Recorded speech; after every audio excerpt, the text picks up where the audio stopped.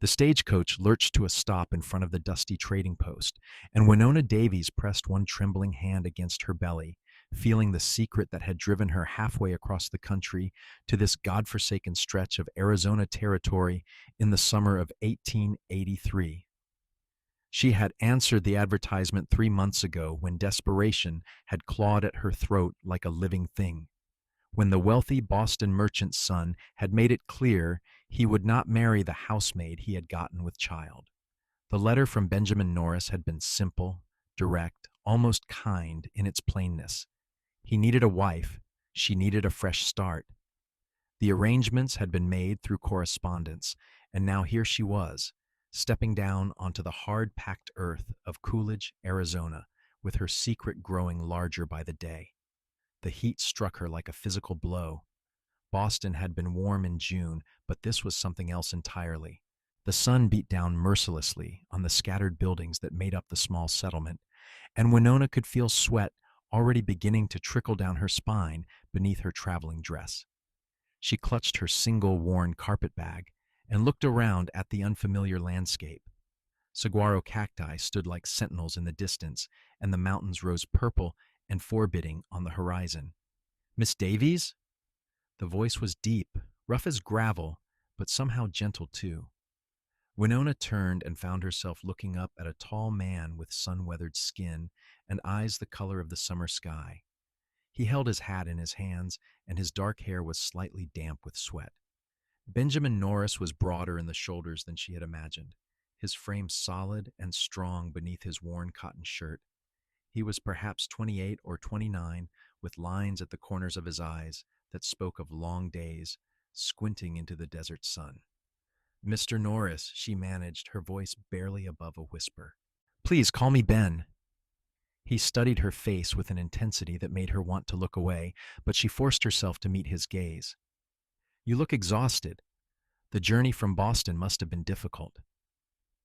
"I am tired," she admitted. The truth was she felt nauseous and lightheaded, but she could not tell him that. Not yet. Perhaps not ever, if she could hide it long enough. The baby was not due until late December or early January by her reckoning. She was only 3 months along, and the dress she wore was loose enough to conceal the barely noticeable swell. She had time to figure out what to do, time to perhaps make him care for her enough that he might not cast her out when he discovered the truth. "I have a wagon waiting. My ranch is about 5 miles outside of town." He reached for her bag, and she let him take it. His hands were large and calloused, the hands of a man who worked hard for his living. "We can be married tomorrow if you are agreeable. The circuit preacher is in town, and he will be moving on the day after." Tomorrow. The word hung in the air between them. Winona felt the panic rising in her chest, but she pushed it down. She had known this was coming. She had traveled all this way precisely for this purpose. "Tomorrow is fine," she said, and was surprised to find her voice steady. They walked to the wagon in silence. Ben helped her up onto the seat with surprising gentleness, his hand firm under her elbow. The wagon was old but well maintained, and the 2 horses hitched to it looked healthy and strong. As they started out of town, Winona watched the scattered buildings fall away behind them. "I should tell you about the ranch," Ben said after a few minutes. His eyes were fixed on the road ahead, and Winona was grateful not to have his intense gaze on her face. "It is not much. I have about 200 acres, maybe 50 head of cattle right now. I am trying to build the herd up, but it is slow going. The house is small. 2 rooms. I built it myself 5 years ago when I first claimed the land." "Why did you send for a bride?" The question escaped before Winona could stop it, and she immediately regretted her boldness. But Ben did not seem offended. He was quiet for a long moment, and when he finally spoke, his voice was thoughtful. "I am not a man who does well alone. I need someone to share the work with, share the life with. And I want children someday, a family. The kind of life where you sit down to supper with people you love, not just with silence." He glanced at her briefly. "What about you? Why did you answer my advertisement?" Winona's hand moved unconsciously to her belly before she caught herself and folded both hands in her lap. I needed a change. Boston held nothing for me anymore. It was not exactly a lie, but it was not the whole truth either. No family? My parents died when I was 16. I have been on my own since then. That, at least, was completely true. She had worked in households, scrubbing floors and washing linens, trying to save enough to perhaps open a small shop someday. And then Charles Worthington had smiled at her, had whispered pretty words, had promised her things he never intended to give. She had been foolish and naive, and now she was paying the price. They rode in silence after that, and Winona took in the harsh beauty of the desert landscape. It was so different from anything she had known. Everything was brown and gold and green in unexpected places. Mesquite trees grew in twisted shapes, and the cacti stood like strange sculptures against the endless sky. In the distance, she could see dust devils dancing across the flats. The ranch, when they finally reached it, was exactly as Ben had described. A small adobe house with a covered porch, a barn that had seen better days, a corral with a few horses. The land stretched out in every direction, dotted with scrub brush and the occasional tree. It looked lonely and isolated, but there was something appealing about it too. Here no one would know her past. Here she could be whoever she chose to be. I know it is not impressive, Ben said, and she could hear something like embarrassment in his voice. It is honest, Winona replied. That is more than many things in this world can claim. He looked at her then, really looked at her, and something shifted in his expression. Come inside. You should rest. Tomorrow will be a long day. The interior of the house was sparse but clean. The main room served as kitchen and living area, with a rough-hewn table and chairs, a small stove, and shelves that held basic supplies. Through an open doorway, Winona could see a bedroom with a simple bed covered in a patchwork quilt. You take the bedroom, Ben said quickly. I will sleep out here tonight. After we are married, well, he trailed off, and Winona felt her cheeks burning. Thank you, she managed. That night, lying on the unfamiliar bed and listening to the strange sounds of the desert through the open window, Winona placed both hands on her belly and whispered to the life growing inside her. I am trying, she said softly. I am trying to give you a better chance than I had. Please forgive me for the lies. The wedding was a simple affair. Winona wore the best dress she owned, a dark blue cotton that she had carefully pressed that morning. Ben wore a clean shirt and had clearly made an effort to tame his unruly hair. The circuit preacher was an elderly man with kind eyes who asked no questions and seemed genuinely pleased to be joining two people in matrimony. There were witnesses required by law, and Ben had asked two townspeople to stand with them, a shopkeeper named Harold and his wife Martha, who looked at Winona with undisguised curiosity, but smiled warmly enough. The ceremony itself took less than 15 minutes. When the preacher pronounced them husband and wife, Ben leaned down and pressed a chaste kiss to Winona's lips. It was quick and awkward, but not unpleasant. Well, Mrs. Norris, Ben said afterward, and there was a hint of wonder in his voice, as though he could not quite believe it was real. Winona, she corrected gently. Please call me Winona. They had a quiet meal at the town's only restaurant, and then they rode back to the ranch in the afternoon heat. Winona felt the weight of what she had done settling over her. She was married now, legally bound to this man she barely knew. And when he discovered her secret, what then? The first weeks of marriage were strange and careful. Ben was unfailingly polite, almost formal in his interactions with her. He showed her how things worked on the ranch, where supplies were kept, how to manage the stove and the well. He was patient when she made mistakes, and he never raised his voice. At night, he came to their shared bed with obvious nervousness. Their intimate moments were brief and somewhat awkward, but Ben was gentle, always asking if she was all right, always careful not to hurt her. Winona endured it with a mixture of relief and guilt. Relief because he seemed to have no idea she was already carrying a child. Guilt because she was deceiving him with every breath.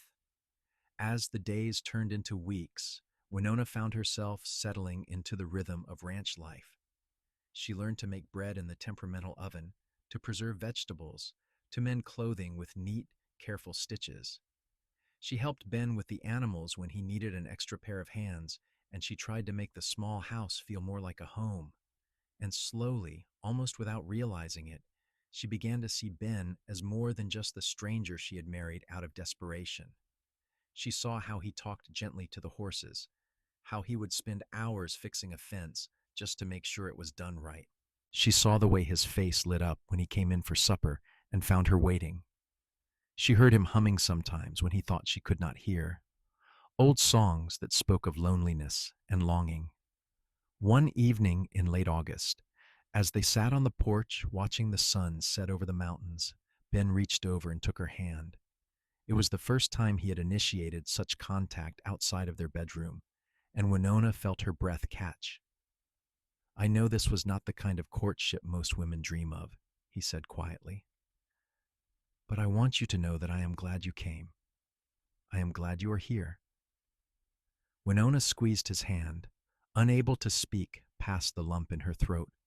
She wanted to tell him everything in that moment, wanted to confess the terrible secret she carried, but fear kept her silent. By September, Winona could no longer deny that her body was changing in ways that would soon become obvious. Her dresses were getting tighter around the middle, and she had taken to wearing an apron whenever possible to hide the growing swell.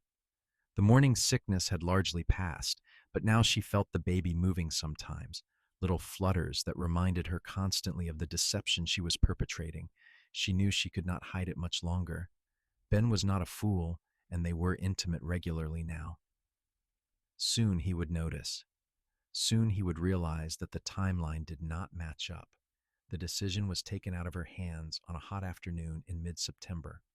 Winona was hanging laundry on the line behind the house when a wave of dizziness struck her. She grabbed for the clothesline to steady herself, but her legs gave out and she sank to the ground. The world tilted and spun, and then everything went dark. When she woke, she was lying on the bed, and Ben was kneeling beside her, his face pale with worry. "Thank God," he breathed when her eyes opened. "You have been unconscious for nearly 10 minutes. I was about to ride for the doctor." "I am all right," Winona said automatically, trying to sit up. "You are not all right." Ben's voice was firm, and his hands on her shoulders kept her from rising. "You fainted in the heat. You could have been seriously hurt."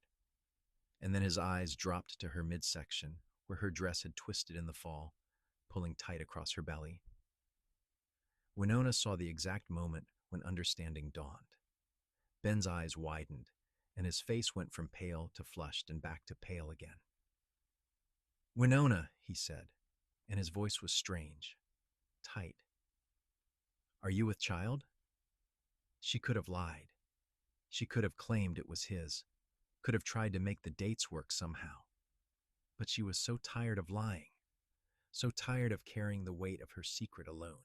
"Yes," she whispered, and tears began to stream down her face. "I am sorry. I am so sorry. I should have told you before we married, but I was desperate and afraid, and I did not know what else to do." The words came tumbling out, a desperate confession. "I worked as a housemaid in Boston. The master's son, he said he loved me, said he would take care of me.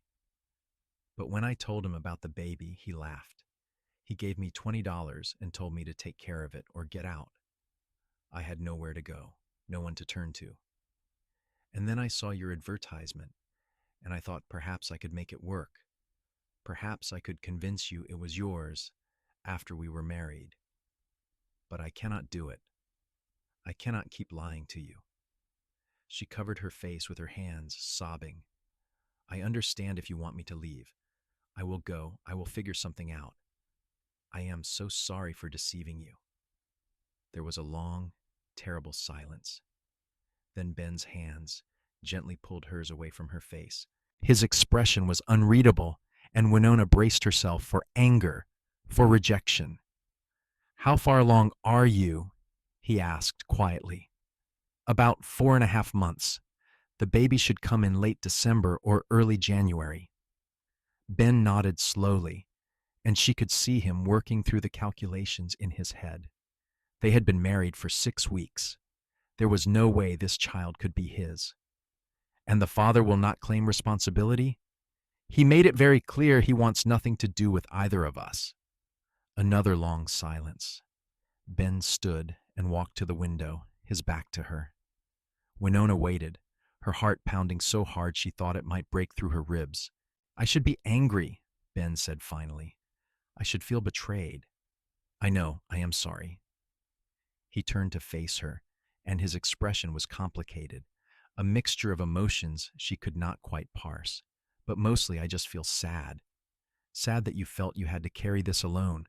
Sad that some bastard in Boston treated you so poorly. Sad that you did not trust me enough to tell me the truth." "I wanted to tell you," Winona said desperately. "So many times I almost did. But I was terrified you would send me away." "Where would you have gone?" "I do not know. Nowhere good." Ben crossed back to the bed and sat down beside her. To her surprise, he reached out and placed his hand gently on her belly. "A baby," he said softly, almost wonderingly. "I told you I wanted children someday. I just did not expect it to happen quite this way." Winona stared at him, afraid to hope. "What are you saying?" "I am saying that you are my wife. We made vows before God and the law, and if you are carrying a child, then that child needs a father." His blue eyes met hers, steady and sure. "I know I am not the father by blood, but I could be the father in every other way that matters." "You would do that?" Winona could barely breathe. "You would claim another man's child as your own?" "Our baby now," Ben said simply, and there was no hesitation in his voice. "If you will let me, if you want that." The tears came again, but this time they were tears of relief and gratitude and something else, something that felt dangerously close to love. "I want that," she managed. "More than anything." Ben pulled her into his arms, and Winona buried her face against his chest, feeling the steady beat of his heart. "We will figure this out together," he murmured into her hair. "No more secrets, no more lies. From now on, we are honest with each other." "Agreed?" "Agreed," Winona whispered. That night they talked for hours. Winona told him everything about her life in Boston, about Charles Worthington and his cruel dismissal, about the fear and shame that had driven her west. Ben listened without judgment, his hand holding hers the entire time. When she finally fell silent, exhausted from the emotional confession, Ben shared his own story. He had come to Arizona 5 years ago, running from a failed engagement in Kansas. The woman he had loved had decided she could not bear the idea of frontier life and had married a banker instead. Ben had taken his heartbreak and channeled it into building something of his own, something that could not be taken away. "I thought I would always be alone," he admitted in the darkness. "I thought I had missed my chance at having a family. And then your letter came, and I saw hope again." "I am sorry. I was not honest from the start," Winona said again. "We are being honest now. That is what matters."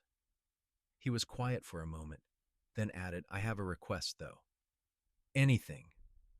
I want to be there when the baby comes. I want to be the first person to hold our child. I want to be a real father, not just someone who provides a name." "Our child," Winona repeated, testing the words. They felt right, natural. "Yes, I want that too." The next months were transformative. With her secret revealed and accepted, Winona felt as though a crushing weight had been lifted from her shoulders. She no longer had to hide or dissemble. Ben was attentive and caring in ways she had never experienced. He insisted she rest more, took over the heavier chores, and rode into town regularly to buy things he thought she might need. The baby grew, and with it, so did the connection between Winona and Ben. They would lie in bed at night with his hand on her belly, feeling the movements of the child within. Ben talked to the baby, telling it stories about the ranch, about the desert, about all the things they would do together. "What if it is a boy?" Ben asked one evening in October as they sat together on the porch, watching the stars emerge in the darkening sky. "What if it is a girl?" Winona countered. "I would be happy either way, but I have been thinking about names. If it is a boy, I was hoping we could call him Thomas. That was my father's name.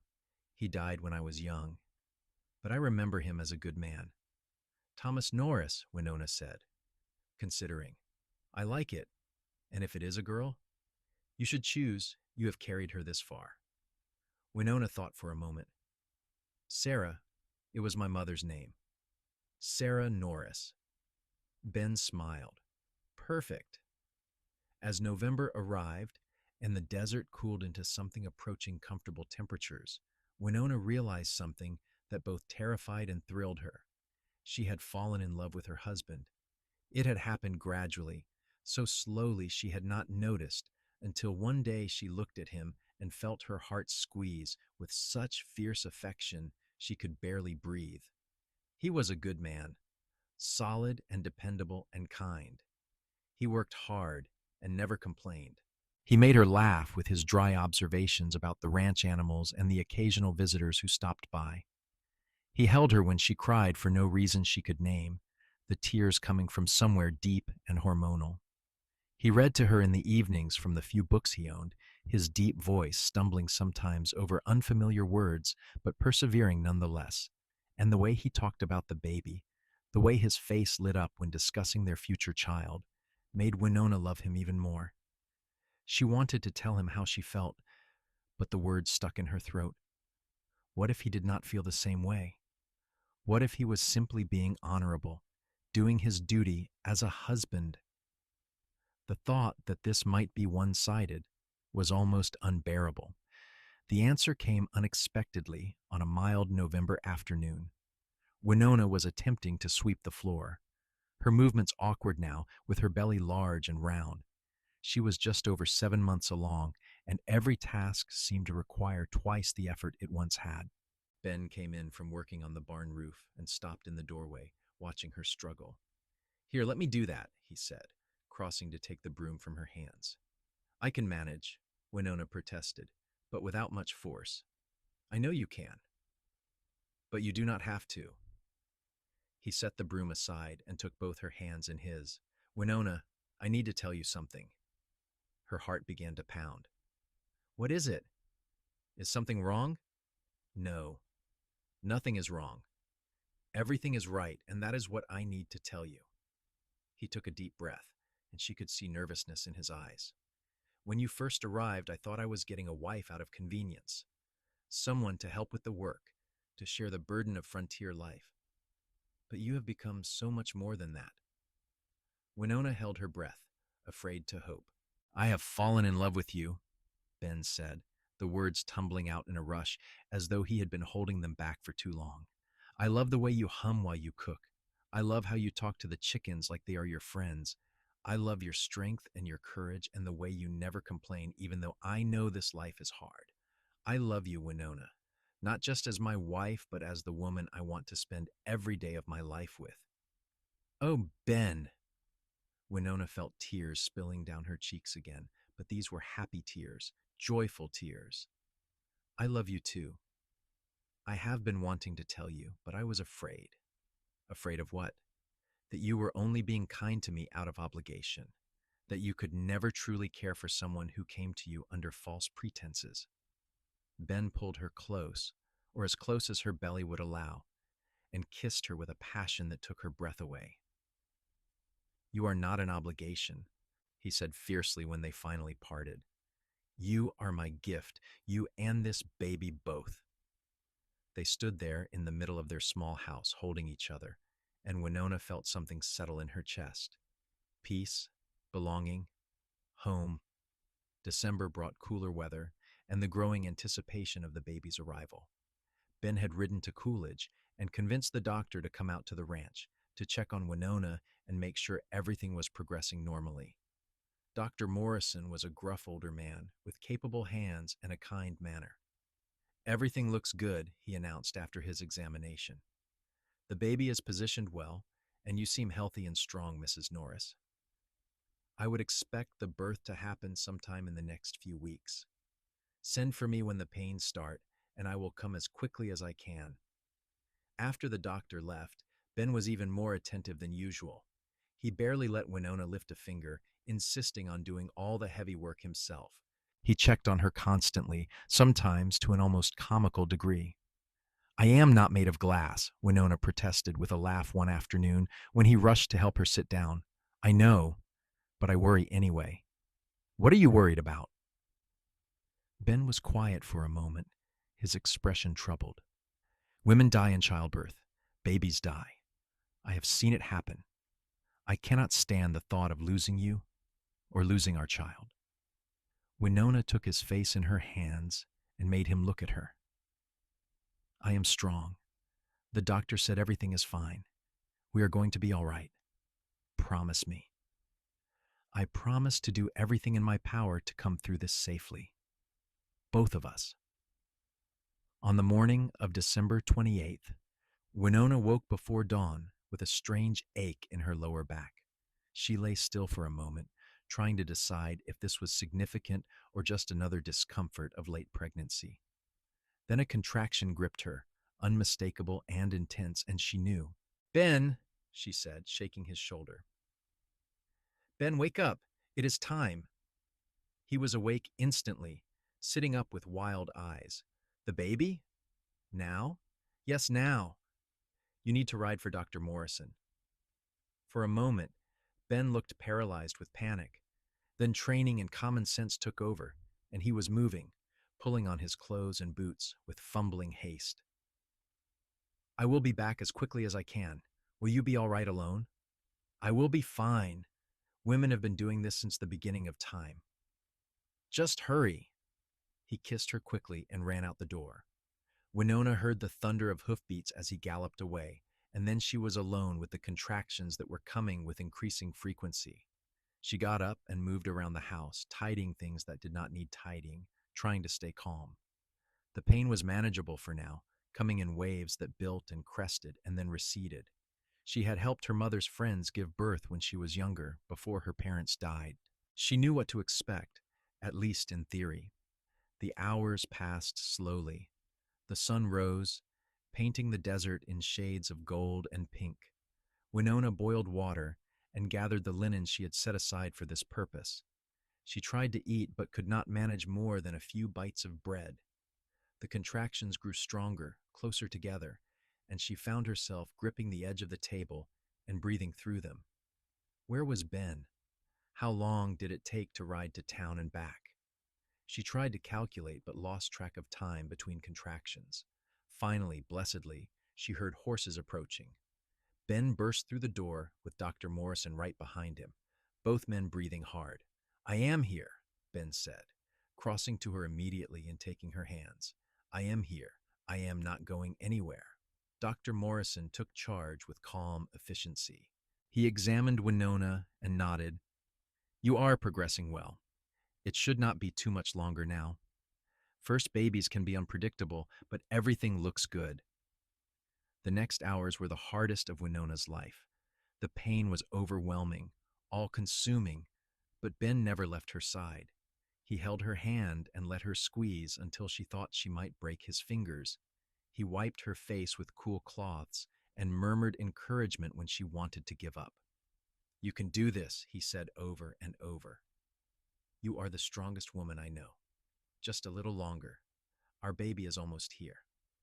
And finally, as the winter sun began to set outside, Winona gave one last, tremendous push and heard the most beautiful sound in the world. A baby's cry, strong and indignant.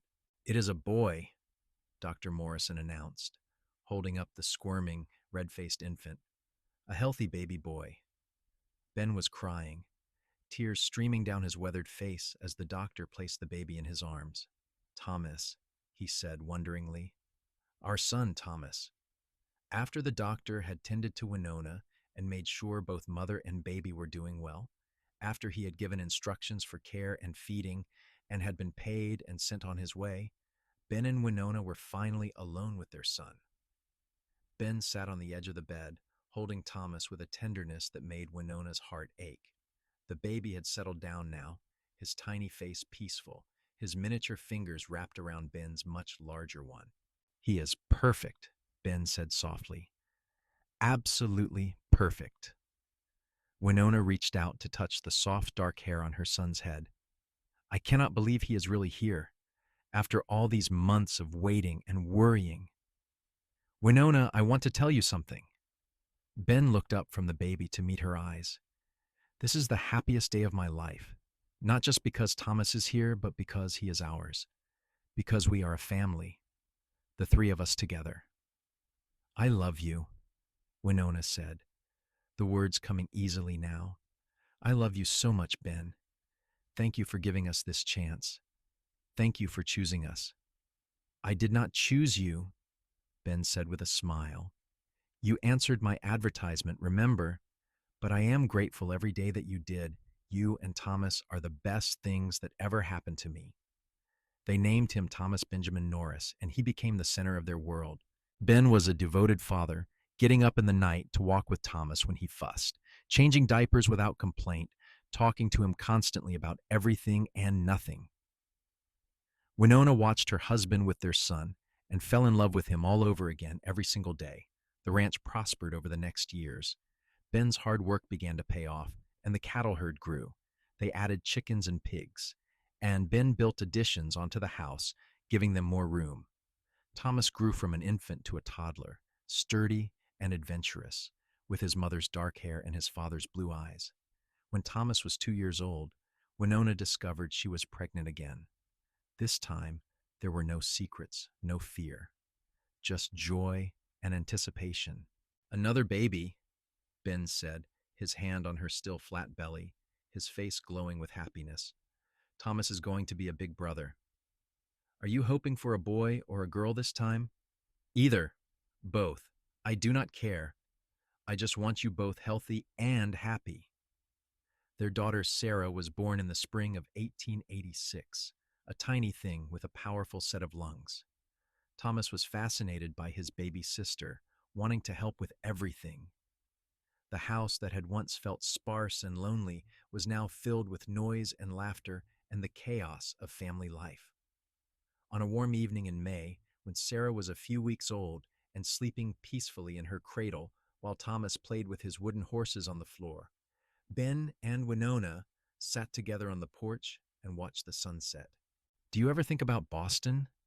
Ben asked quietly. About what your life might have been like if things had been different. Winona considered the question. Sometimes, she admitted, but not with regret. If Charles had married me, I would have been trapped in a loveless marriage with a cruel man. If I had tried to raise Thomas alone in Boston, we would have been destitute and shunned. Coming here, marrying you, it was the best decision I ever made. Even though you had to lie to do it, I wish I had told you the truth from the beginning, but I cannot regret the result. This life, this family, you, it is everything I never dared to hope for. Ben pulled her close, and they sat in comfortable silence, listening to the sounds of the desert evening. Somewhere a coyote called, and the wind rustled through the mesquite trees. I used to think happiness was something other people had, Ben said after a while. Something I had missed my chance at, but you proved me wrong. You and Thomas and Sarah, you are my happiness, my whole world.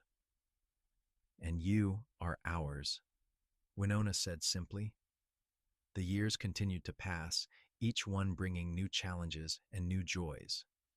A third child arrived, another boy they named William, and then 2 years later, twin girls, Elizabeth and Catherine. The house grew larger to accommodate the growing family, and the ranch continued to prosper.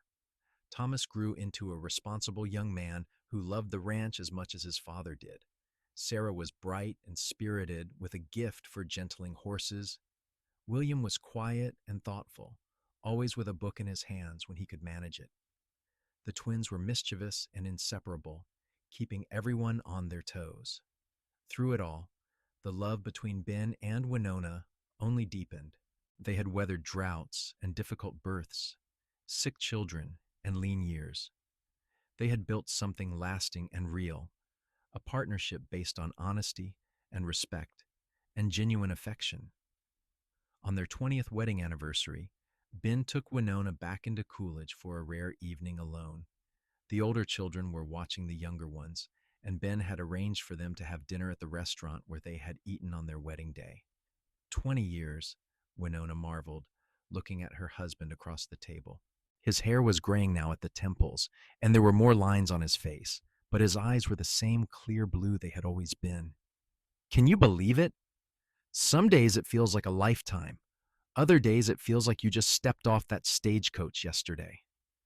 Ben reached across the table and took her hand. I have never regretted a single moment, Winona. Not one. Not even when I told you about Thomas, about the lie I had told. Especially not that moment, because that was when I learned what kind of woman you really are. Brave and honest and willing to face the consequences of your choices. That was when I knew I had not just married a convenient wife, but an extraordinary woman. Winona felt tears prickling at her eyes, as she still sometimes did when Ben said things like this. You made me extraordinary. Before you, I was just trying to survive. You gave me a reason to truly live. They stayed in town that night at the small hotel, a luxury they rarely afforded themselves. In the privacy of their rented room, they made love with the ease and familiarity of long practice, but also with a tenderness that had only grown over the years.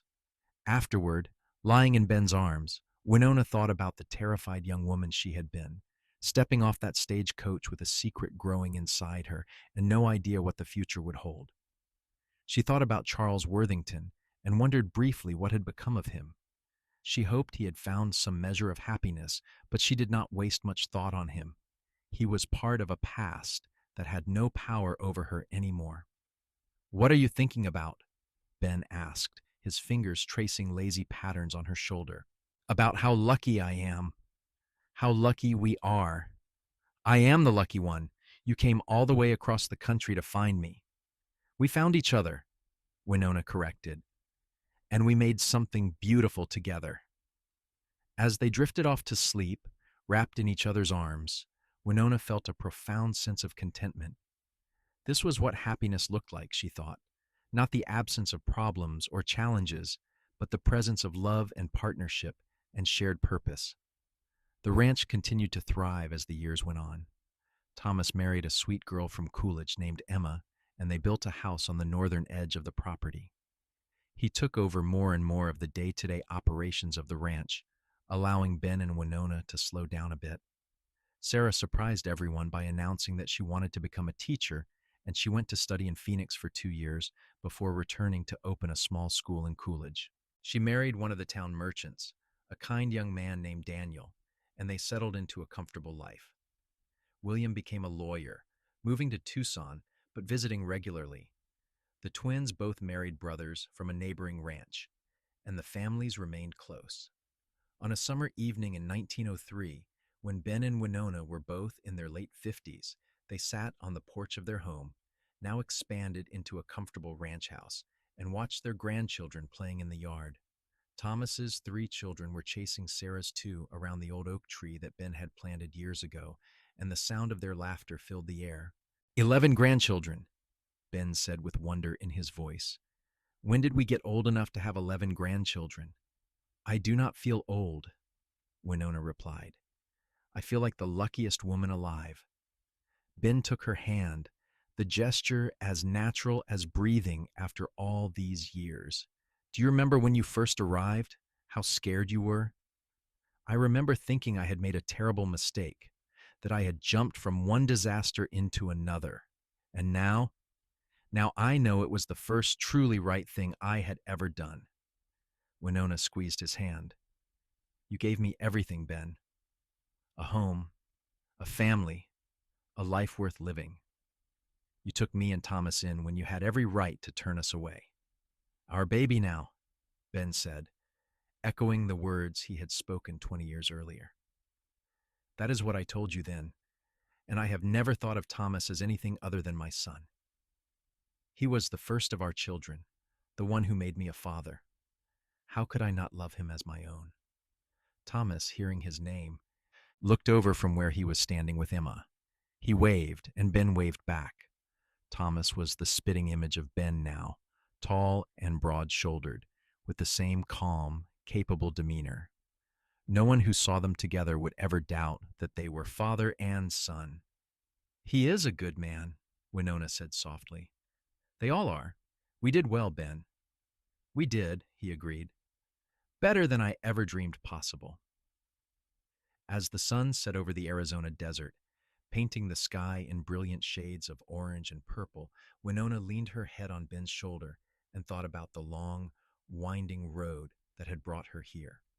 From Boston to Coolidge, from desperation to contentment, from a lie born of fear to a truth built on love. She thought about the woman she had been, barely more than a girl really, stepping off that stagecoach with a secret and a prayer. She thought about the man who had looked past her deception to see the person underneath, who had chosen to love rather than judge. Thank you, she whispered. For what? For everything. For being the man you are. For loving me even when I did not deserve it. For being the father our children needed. For building this life with me. Ben turned to kiss her forehead, a gesture of such familiar affection it made her heart swell. You deserved all of it and more. You deserved the world, Winona, and I am just sorry all I could give you was a ranch in the middle of the desert. This ranch is my world, she said firmly. You and our family. This is everything I ever wanted, everything I needed. The grandchildren ran past, shrieking with laughter, and Thomas called out that it was time for them to head home. There were hugs and kisses all around, promises to visit again soon, and then the yard was quiet again, just Ben and Winona and the coming night. They sat on the porch until the stars emerged, countless and brilliant in the clear desert sky.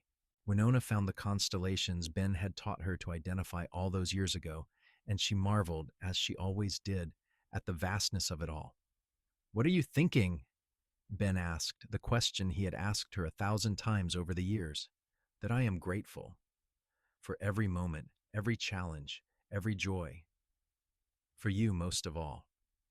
"I am the grateful one," Ben insisted. "You gave me a life worth living. Before you, I was just existing, going through the motions. You made everything matter." They stayed there until the night grew cool and the coyotes began their evening songs. Then they went inside together, to the home they had built with their own hands and filled with love and laughter over 2 decades. In bed that night, curled together in the darkness, Winona thought about the future. They were not young anymore, but they were healthy and strong, and there were still years ahead of them. Years to watch their grandchildren grow, to help their children navigate their own lives, to continue building and maintaining the legacy they had created. "Ben?" she said softly, not sure if he was still awake. "Hmm? Do you think Thomas ever wonders about his biological father? About where he came from?" Ben was quiet for a moment. "I think if he does, he knows he can ask, but he has never seemed curious. As far as he is concerned, I am his father. Blood does not matter as much as people think it does. Love matters. Showing up every day matters. Being there through the good and the bad, that is what makes a family." "You are right," Winona said, feeling a weight she had not realized she still carried finally lift away. "You are absolutely right." "I usually am," Ben teased, and she could hear the smile in his voice. Winona laughed and elbowed him gently. "Do not get too confident. Too late, you are stuck with me now." "Good," she said, snuggling closer. "That is exactly where I want to be, stuck with you." The years continued their steady march forward. More grandchildren arrived, and eventually great-grandchildren. The ranch passed primarily to Thomas, though all the children shared in its success. Ben and Winona slowed down, spending more time on the porch and less time in the fields, but they remained active and engaged with their family. On a warm spring afternoon in 1915, when Winona was 67 and Ben was 70, they took a walk around the property together. It had become a tradition of sorts, this walking tour of the land they had worked and loved for over 3 decades. They stopped at the hill overlooking the main house and looked down at the thriving ranch below. There were several buildings now, homes for Thomas's family and for the ranch hands Ben employed. The herds had grown to several hundred head of cattle, and there were horses in the corrals, chickens in their coops, and a vegetable garden that Sarah tended when she visited. "We built something good here," Ben said, his arm around Winona's waist. "We did," she agreed. "Something that will last long after we are gone. Do not talk about being gone. You are not allowed to leave me." Winona smiled and leaned into him. "I am not planning on going anywhere anytime soon. We have grandchildren to spoil and great-grandchildren to meet. Good, because I need you here. I have always needed you here." They stood there for a long time, watching the life they had created unfold below them. Workers moved between buildings. Children played in the yard. Smoke rose from chimneys. It was a scene of industry and family, of dreams realized and promises kept. "I never told you the full story of that day," Winona said suddenly. "The day I arrived in Coolidge." "What do you mean?" "I was so frightened, not just of you finding out about the baby, but of everything. The journey had been long and difficult, and I kept thinking I had made a terrible mistake. But then I saw you, standing there with your hat in your hands, looking almost as nervous as I felt, and I thought, maybe this will be all right. Maybe this man will be kind." "Was I kind?" "You were better than kind. You were decent and honorable and good. You were everything I had hoped for and nothing like what I expected." Ben pulled her closer. "You were not what I expected either. I thought I was getting someone practical and plain, someone who needed a place to live and would not ask too much of me.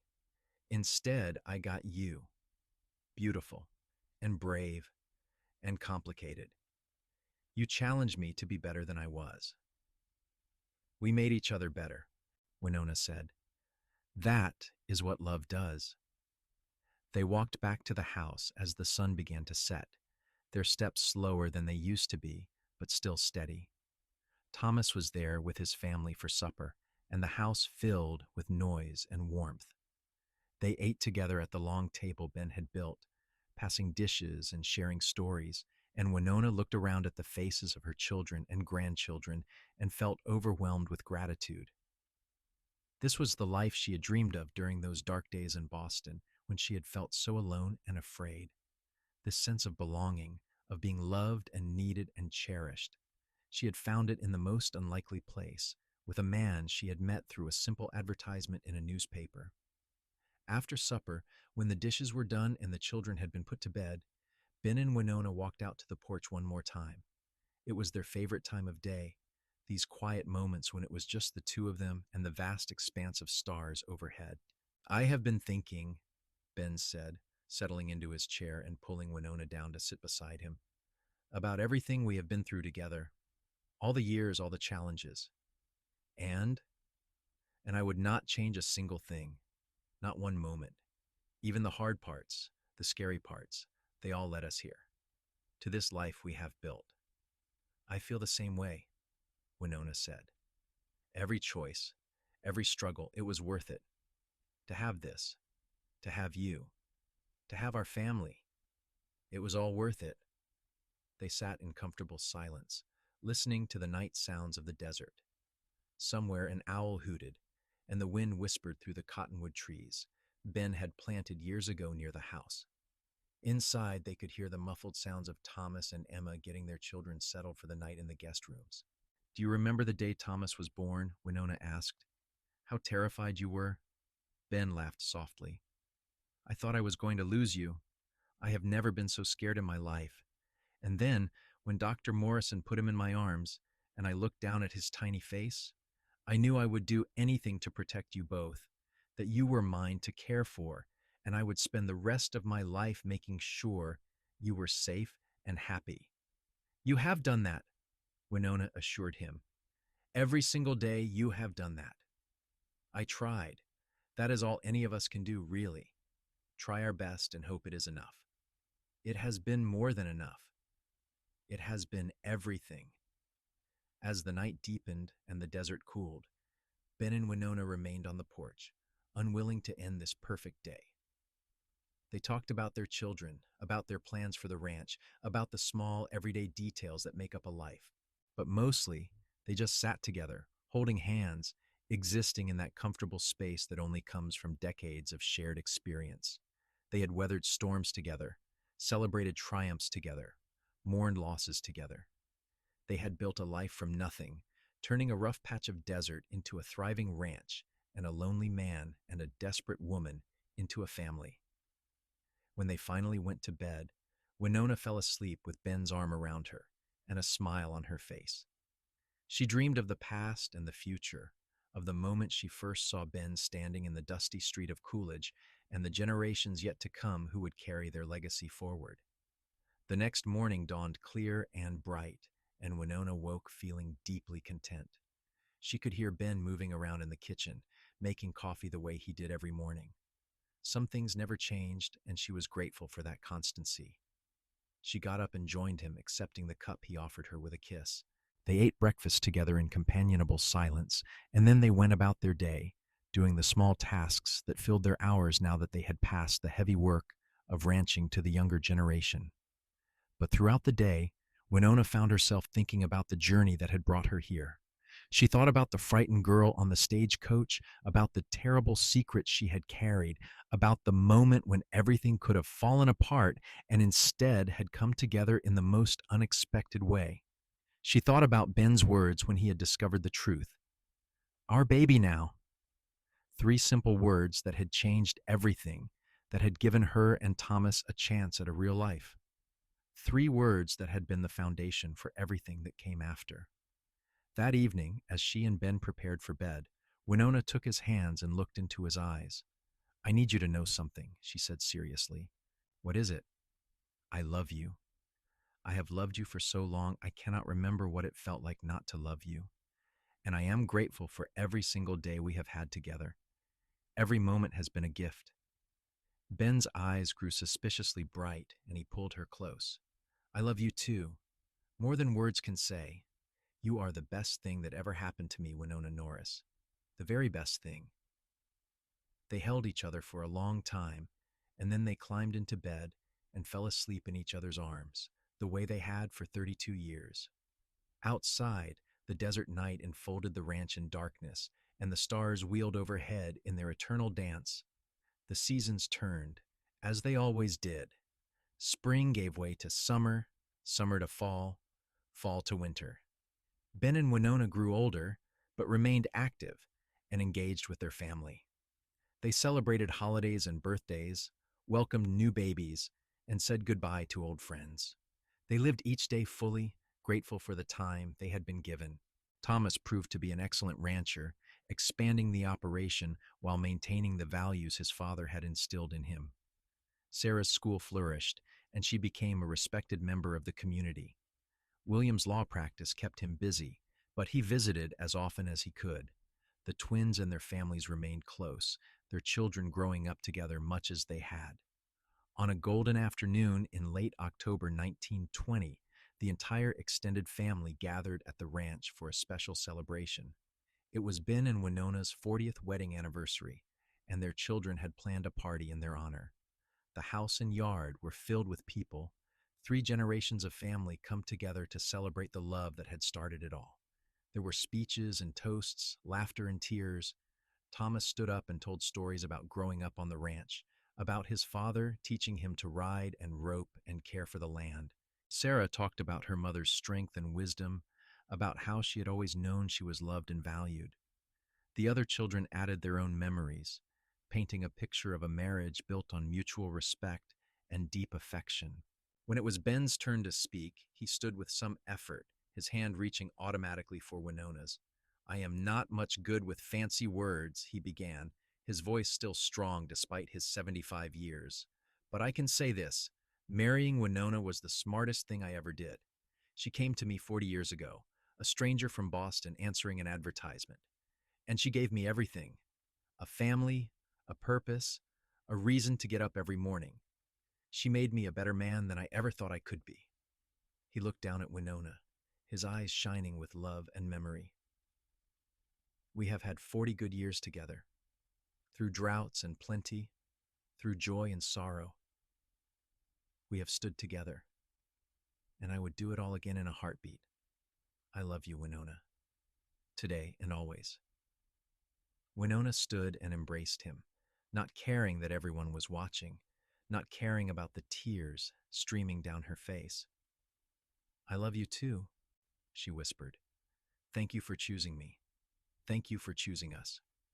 The party continued late into the evening, but eventually people began to drift away. Thomas and his family were the last to leave, and he hugged both his parents tightly. You two are an inspiration, he said. The kind of love you have, it is what we all hope to find.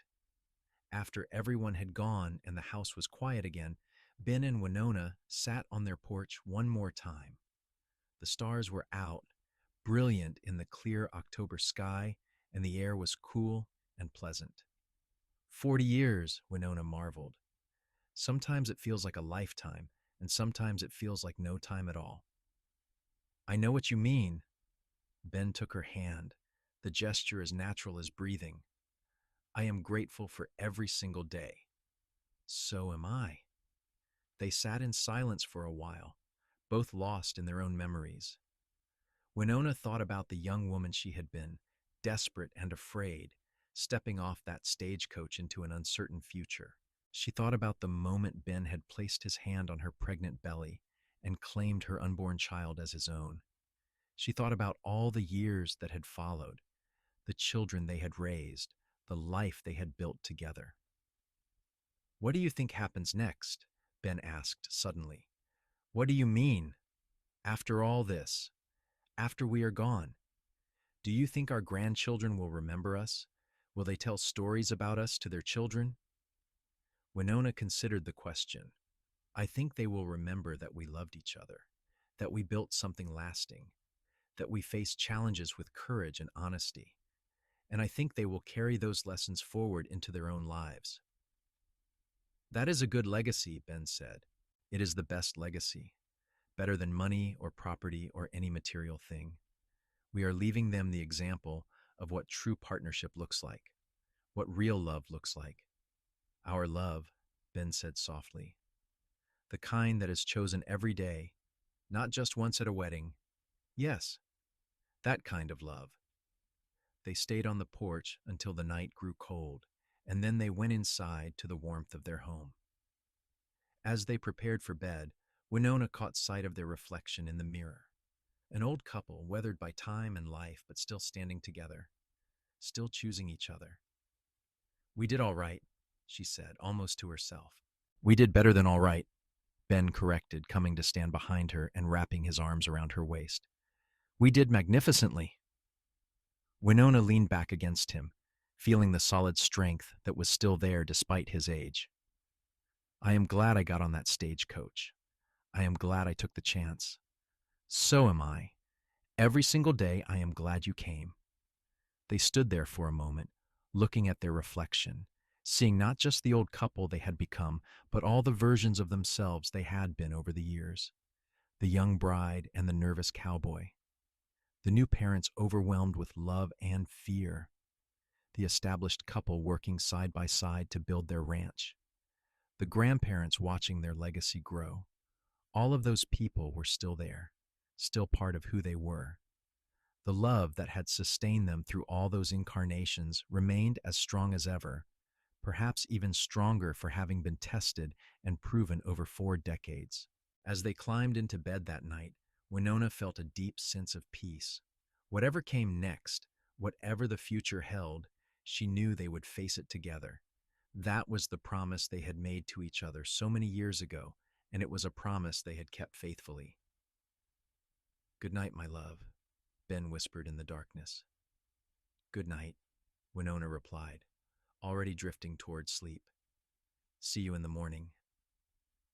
And she would. She would see him in the morning and the morning after that, for as many mornings as they were given. They would continue to build their life together, day by day, moment by moment, until their time finally ran out. But that time was not yet. They still had years ahead of them, years of watching their family grow, of sitting on the porch in the evening, of holding hands and choosing each other over and over again. Years of living the life they had built from a desperate gamble and a cowboy's compassion. Years of love.